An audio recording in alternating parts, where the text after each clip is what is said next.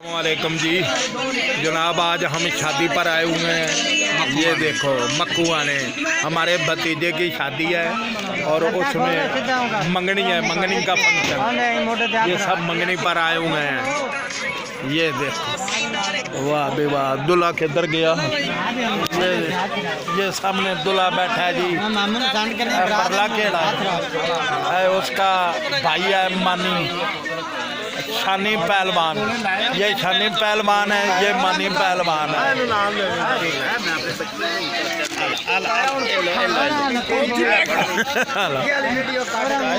Cut देंगे जी। सामने इन्हों के वालद साहब ने लाड़े पंजाब दे भाई टोपी वाले हुण गिलास रखे जा रहे हैं। इधर नान पाए नान पैन जी। थोड़ी देर बाद थोड़ी देर बाद खाना शुरू होना।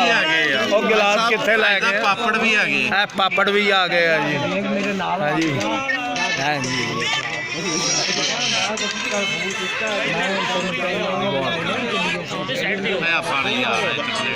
लो जी, खाना तैयार हो गया, बल्कि खाना हुण टेबलों ते लग रहा वा। वेखो खाना लग रहा है और पहलवान होरां ने खाना शुरू कर देता है। की बोटियां थोड़ियां खाओ खाओ खाओ, शुरू करो शुरू करो।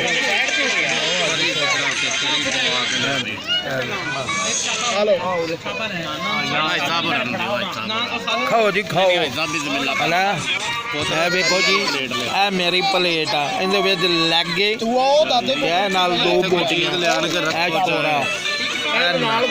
ना ना ए गुड्डू पहलवान जा रहा मेरा। ये केड़ा है? चल भाई इत्थे बैठ, खलो जा। लो जी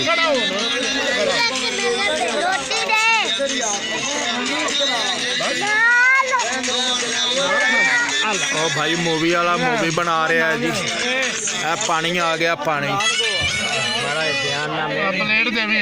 मम्मा यूसुफ भी खाना खा रहा है। मोहम्मद तारक साहब ने, मोहम्मद नासर साहब ने, मोहम्मद अब्दुल आदिज साहब ने जी सब खाना खा रहे। उधर टेबल अगे भी लगी इतने इख्तिताम करने आए।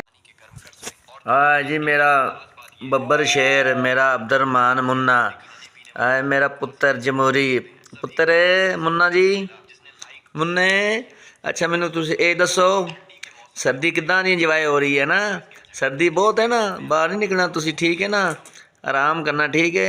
सर्दी बहुत हैगी मुन्ना जी, ठीक है ना? मुन्ना अब्दुर्रहमान बेटा इधर देखो। हाँ जी, ये साडा बेटा ते इन्हें ना हुण बड़ा हो कहना कहना मैंने हाईवे बैक लै दो। मैं लै दूंगा, तू बड़ा धो लो।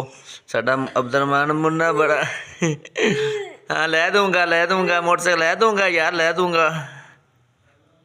मुन्ना जी अब्दुर्रहमान है पुत्र। आज बूट पा लेनी, लगता किसी पास फिरन टुरन चला है।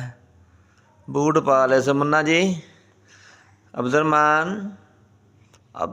तो अब्दुर्रहमान है, जट अब्दुर्रहमान 215 ककोने की शान, आन ते शान।